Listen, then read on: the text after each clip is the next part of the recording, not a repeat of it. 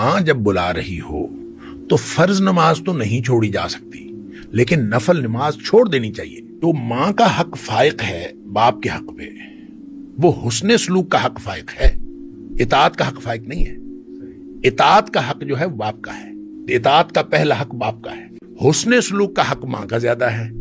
3 حق حسن سلوک کے، من احق بحسن صحابتی، امک تیری ماں، ثم من امک، ثم من امک، 3 دفعہ، 4تھی دفعہ ابوک۔ اس کا مطلب یہ ہے کہ ماں کے ساتھ تو ناگواری کا کوئی امکان بھی پیدا ہو تو وہ بہت بڑا گناہ ہے۔ فرمایا کہ وَالرَّجُلُ رَاعٍ فِي بَيْتِهِ، جو آدمی، جو مرد ہے نا، وہ اپنے گھر کا سربراہ ہے اور وہ اس کا نگران ہے، وَهُوَ مَسْئُولٌ عَنْهُ، اس کا مسئول وہ ہے۔